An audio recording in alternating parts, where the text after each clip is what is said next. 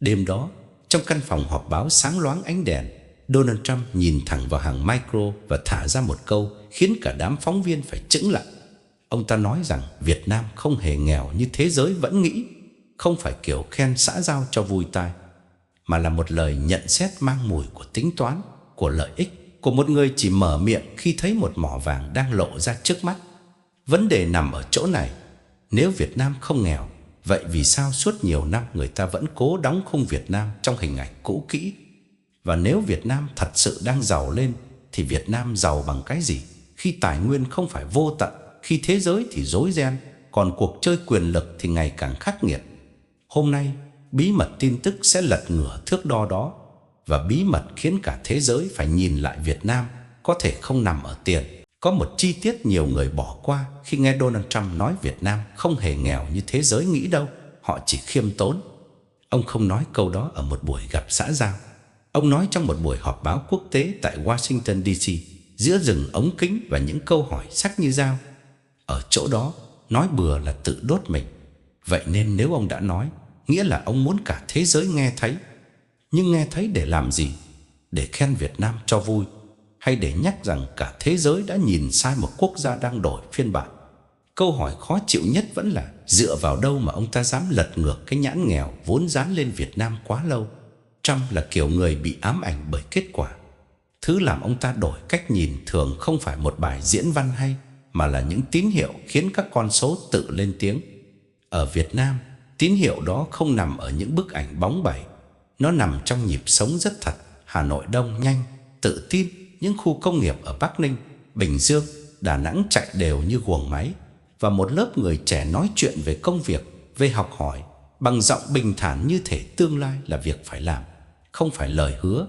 Có người sẽ hỏi, thế thì liên quan gì đến giàu? Liên quan chứ.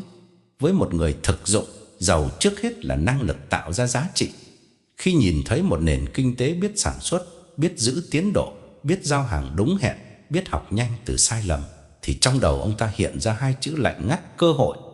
Nhưng cơ hội không bao giờ đứng một mình. Nó kéo theo nỗi lo của kẻ đang chơi lớn. Nếu Việt Nam là một mắt xích đang nổi lên, thì ai sẽ được kéo gần, ai sẽ bị đẩy xa? Từ khoảnh khắc đó, câu chuyện không còn là khen hay chê. Nó là định vị. Chỉ cần được nhắc tên trong câu chuyện chuỗi cung ứng và đầu tư, vị thế đã khác. Đến đây sẽ có người phản bác Việt Nam vẫn còn nhiều khó khăn. Đúng. Và chính vì còn khó khăn mà Việt Nam lại đáng gờm theo cách khó đoán.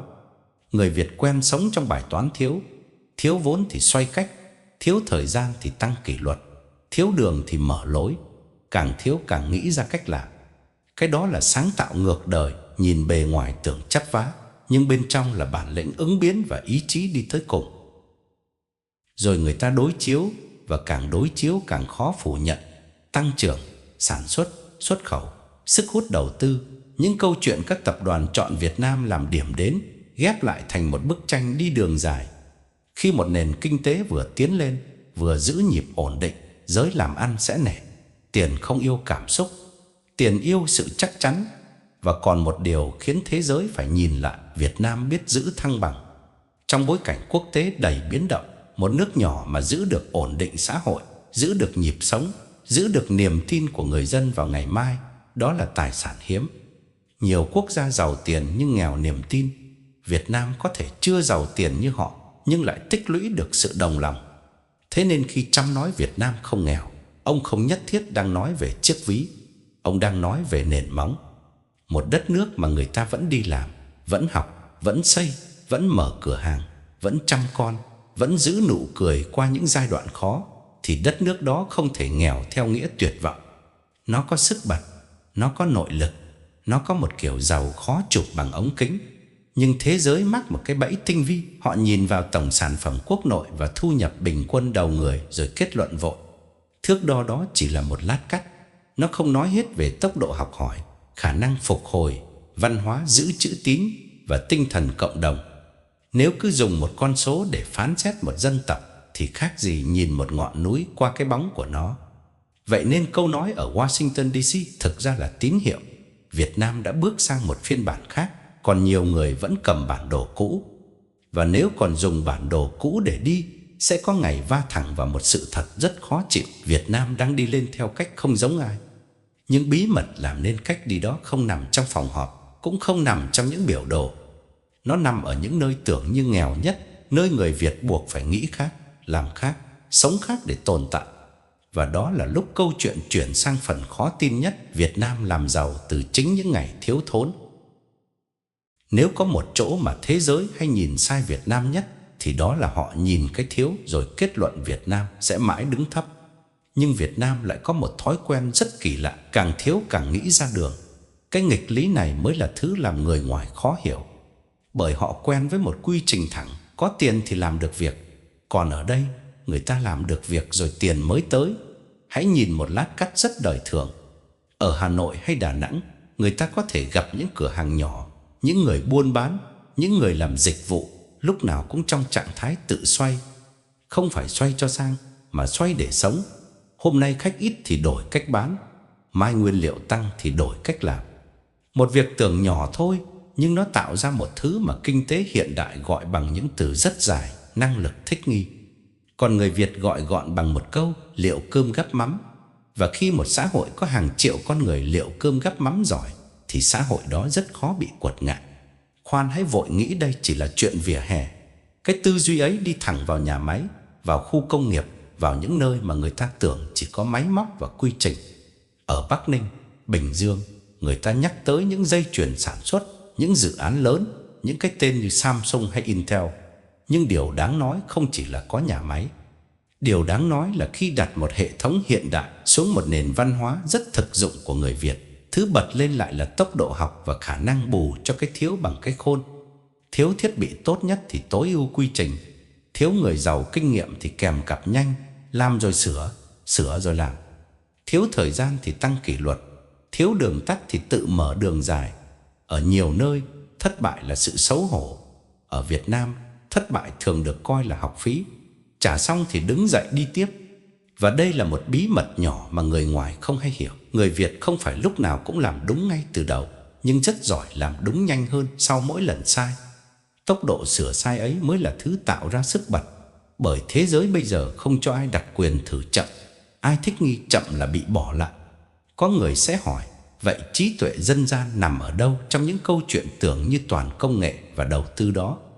Nó nằm ngay trong cách con người đối diện với giới hạn. Trí tuệ dân gian không phải câu nói đẹp để treo tường.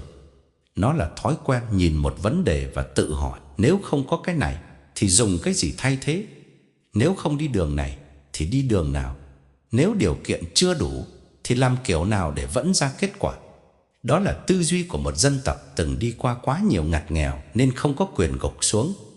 Và cũng chính vì từng sống trong giới hạn, người Việt có một tài sản rất lạ, khả năng phối hợp theo kiểu không ai dạy bài bản nhưng vẫn chạy.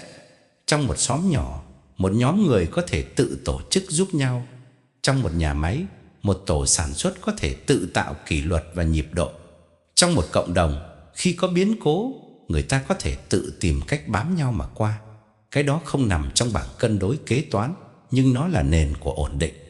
Một quốc gia ổn định không phải vì không có vấn đề, mà vì khi có vấn đề, người ta không hoảng loạn tập thể.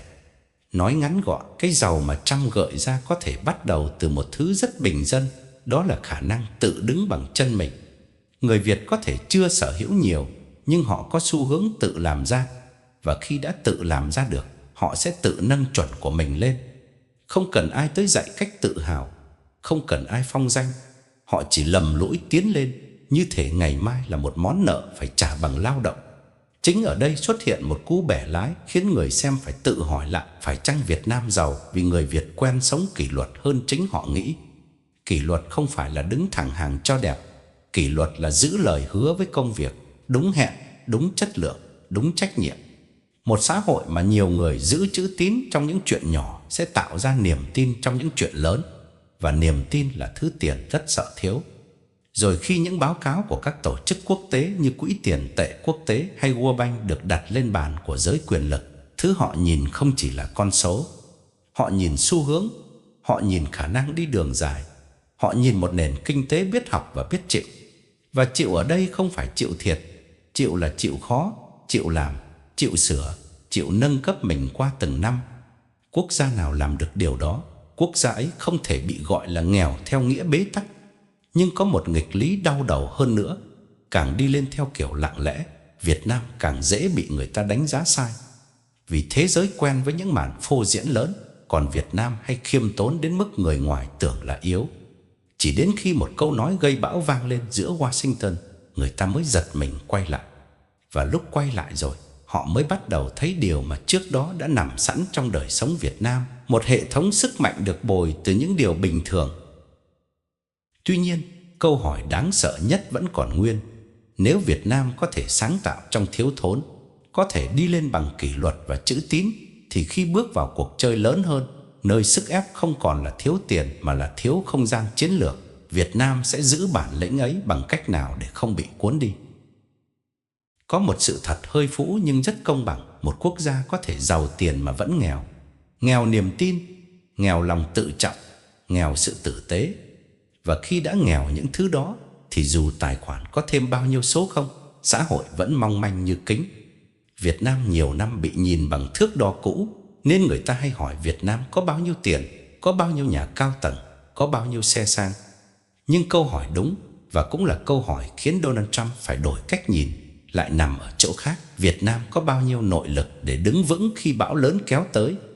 Điều tiền không mua được ở Việt Nam thường lộ ra trong những khoảnh khắc không ai kịp diễn. Khi dịch bệnh ập đến, khi bão lũ tràn về, khi một gia đình gặp biến cố, người Việt không có thói quen chờ ai ban phát. Họ tự xoay, tự gồng và rất hay kéo nhau đứng dậy. Một người chia một bữa cơm, một nhóm góp vài món đồ, một xóm chung tay dựng lại mái nhà. Nghe bình thường đến mức chẳng đáng lên báo. Nhưng chính cái bình thường ấy mới là nền móng của một xã hội có sức đề kháng. Khoan, có người sẽ nói cái đó thì nước nào chẳng có. Nghe hợp lý, nhưng thử nhìn kỹ mà xem. Nhiều nơi giàu có, người ta có thể giúp nhau bằng tiền.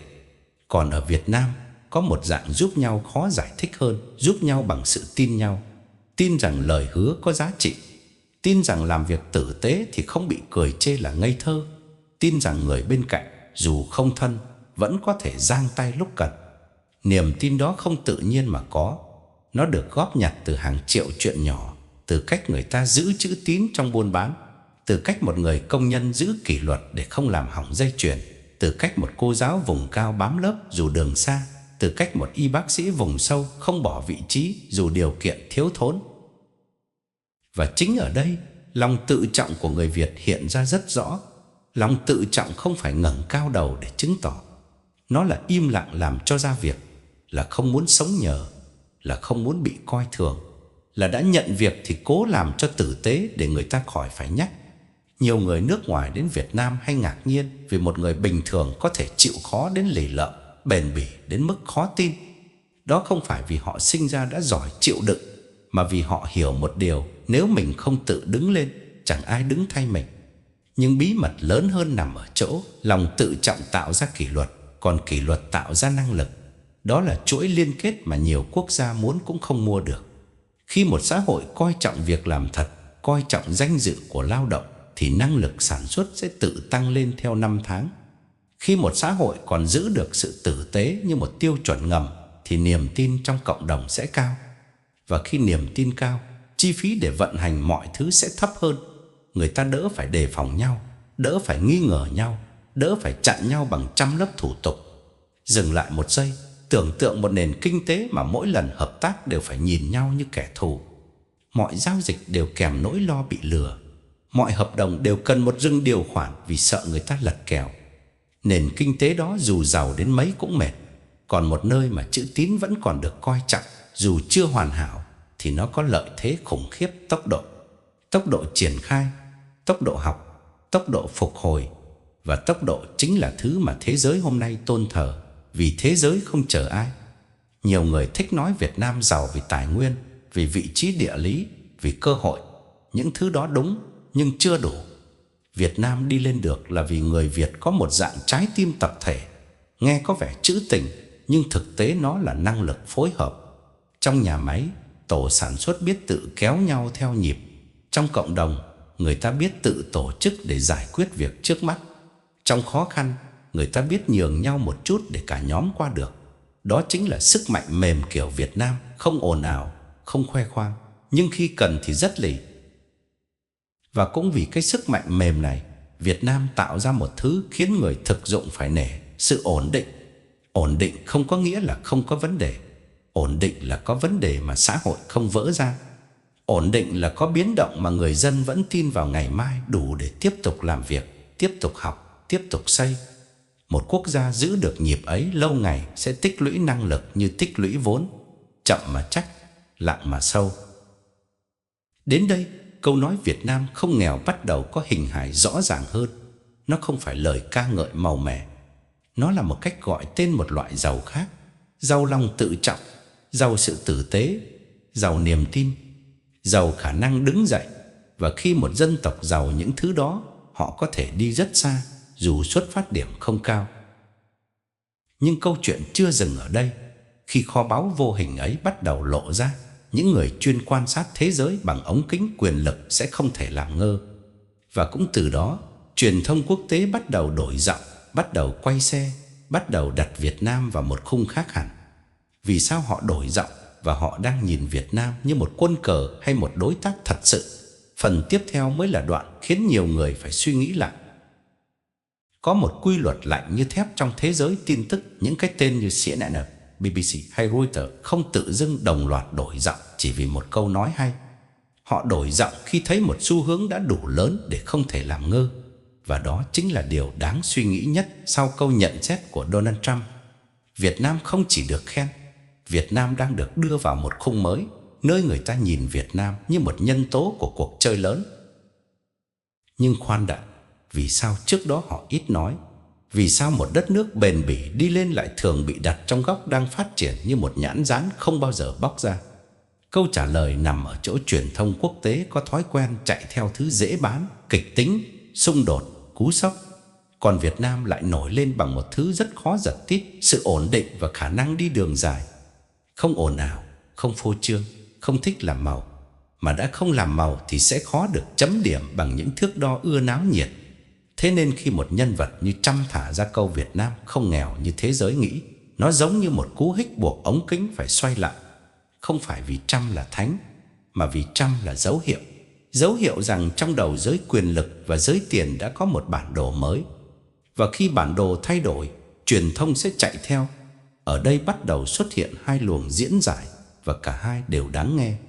Luồng thứ nhất nói thẳng: Trump không khen cho Việt Nam, ông khen để gửi thông điệp cho đối thủ.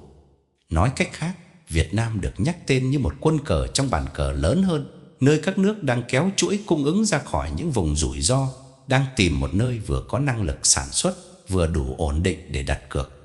Nếu nhìn theo hướng này, câu khen nghe như mật ngọt, nhưng phía sau là bài toán lạnh. Luồng thứ hai lại nhìn khác, không cần thổi phồng. Việt Nam đã tạo ra những thay đổi đủ rõ để truyền thông phải công nhận. Người ta nhìn thấy doanh nghiệp dịch chuyển, nhìn thấy sản xuất mở rộng, nhìn thấy một lực lượng lao động trẻ, nhìn thấy tốc độ học nhanh và kỷ luật làm việc đang tăng lên. Những thứ đó không đến từ phép màu, nó đến từ một xã hội quen chịu khó, quen tự bù cái thiếu bằng cái khôn, quen biến khó thành đường. Và khi năng lực thật đã chạm ngưỡng, truyền thông dù có muốn giữ định kiến cũ cũng khó. Vậy rốt cuộc Việt Nam đang được nhìn như gì? Là đối tác hay là quân cờ? Câu trả lời khó chịu nhất là vừa là đối tác, vừa có nguy cơ bị coi như quân cờ, tùy cách Việt Nam giữ thế. Bởi trong thời đại này, nơi nào có tiềm năng, nơi đó sẽ bị kéo. Kéo bằng lời khen, kéo bằng hợp tác, kéo bằng lời mời đầu tư. Và đôi khi kéo bằng những câu chuyện đẹp đẽ để khiến một quốc gia tưởng mình đang được tôn trọng, trong khi thực ra đang bị đặt vào một đường ray người khác vạch sẵn. Đó là lý do khi những tờ báo lớn bắt đầu viết về Việt Nam, điều quan trọng không phải họ viết hay dở. Điều quan trọng là họ đang định nghĩa Việt Nam theo cách nào. Họ sẽ kể Việt Nam như một câu chuyện tự đứng lên bằng nội lực, hay kể Việt Nam như một trạm trung chuyển trong cuộc chơi của kẻ khác. Họ sẽ nhắc đến sự bền bỉ của con người Việt Nam, hay chỉ nhắc đến lợi ích của việc đặt nhà máy. Họ sẽ nhìn thấy lòng tự trọng, sự tử tế, sự đồng lòng mà Việt Nam có, hay họ chỉ nhìn thấy mức lương và chi phí. Đến đây cần nhắc một câu đơn giản để khỏi lạc hướng.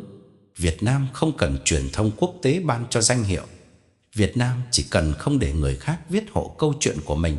Bởi một khi câu chuyện bị viết hộ thì dù có được khen, cái khen ấy vẫn có thể là dây thòng lọng mềm, nghe êm tai nhưng siết dần. Và cũng ở đây người ta mới thấy rõ sự nguy hiểm của việc bị đánh giá bằng thước đo cũ. Khi ai đó đã đóng khung Việt Nam là nghèo, họ sẽ ngạc nhiên trước mọi dấu hiệu đi lên, như thể Việt Nam đang phá luật. Còn khi họ bắt đầu tin Việt Nam đang trỗi dậy, họ sẽ muốn gắn Việt Nam vào những câu chuyện phục vụ lợi ích riêng. Cả hai cái bẫy đều không dễ chịu.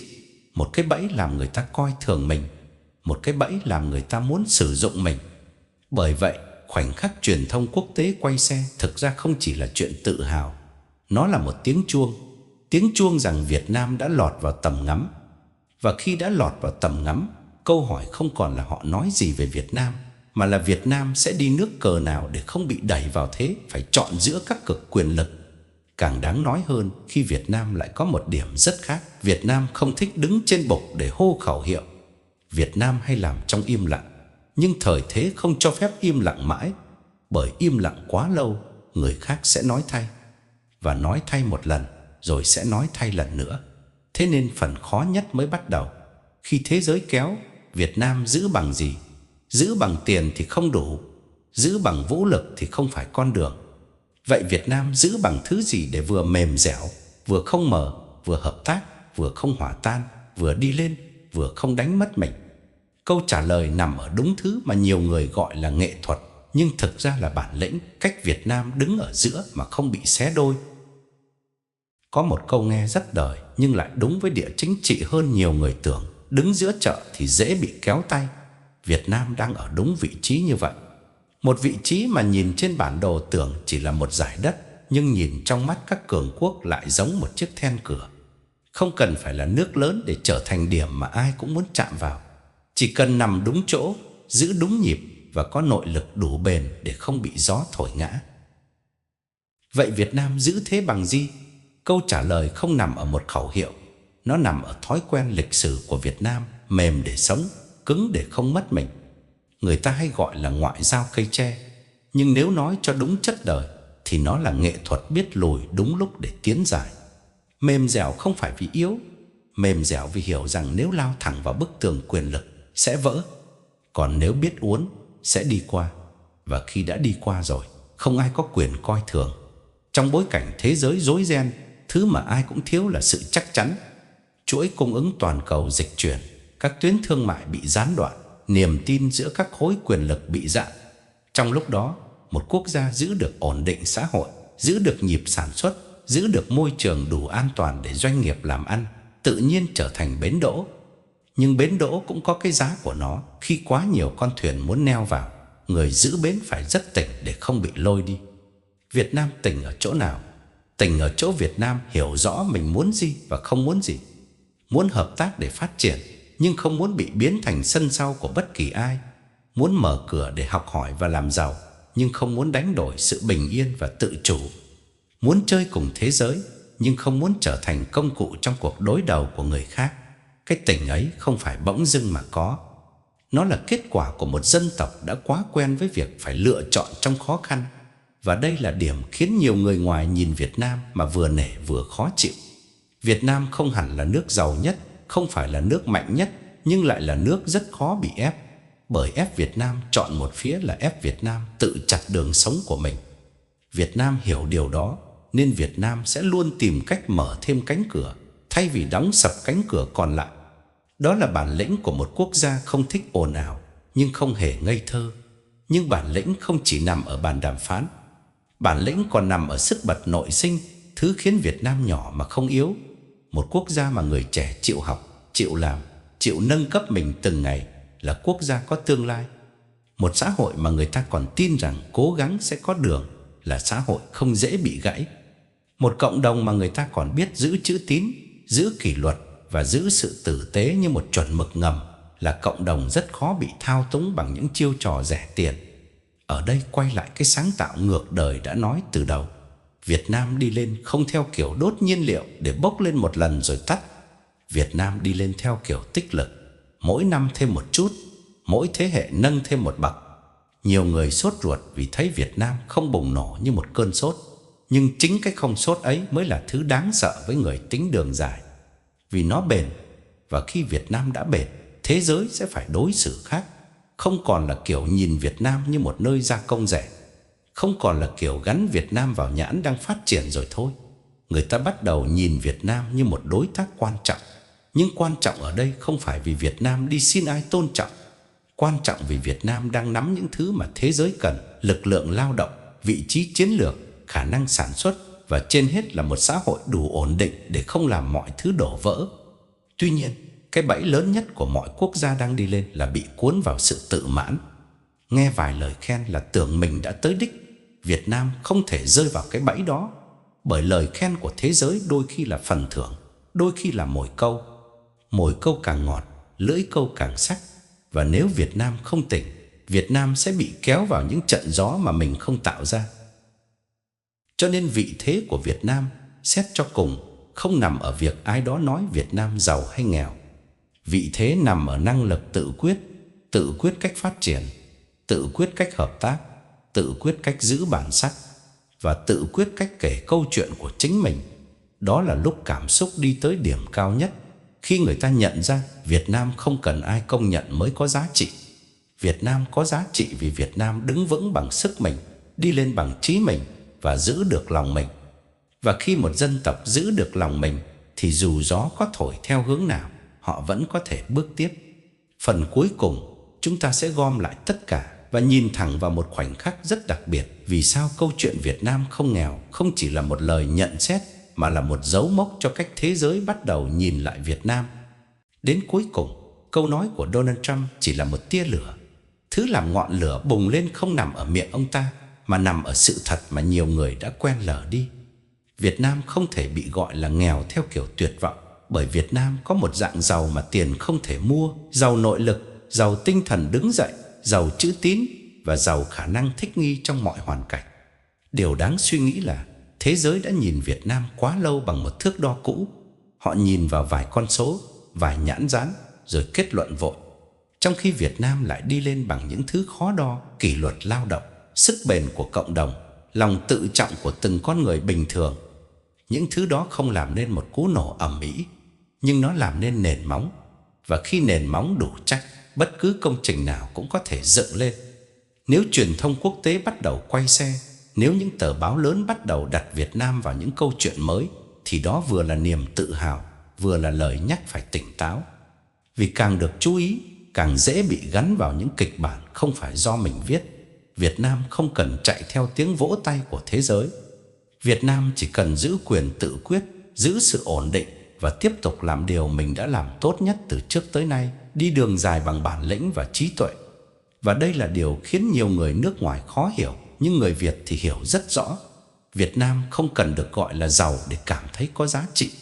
Việt Nam chỉ cần thấy ngày hôm nay tốt hơn ngày hôm qua một chút, mỗi gia đình khá lên một chút, mỗi đứa trẻ học giỏi hơn một chút, mỗi người lao động làm việc tử tế hơn một chút. Cái giàu đó không hào nhoáng, nhưng nó chắc như đất. Nếu bạn xem tới đây, có lẽ bạn cũng đang nhìn Việt Nam bằng một đôi mắt khác, một đôi mắt không còn bị mắc kẹt trong định kiến cũ. Và nếu bạn thấy câu chuyện này đáng để chia sẻ, hãy chia sẻ nó như một cách chúng ta tự kể lại Việt Nam bằng giọng điệu đàng hoàng, không xin ai thương hại, cũng không cần ai ban phát lời khen. Còn nếu bạn muốn tiếp tục những cuộc giải mã như thế này, nơi chúng ta nhìn thẳng vào những ván bài quốc tế và tìm ra vị thế thật của Việt Nam, hãy theo dõi kênh Bí mật tin tức. Không phải để nghe tâng bốc, mà để hiểu vì sao Việt Nam càng ngày càng khó bị xem thường.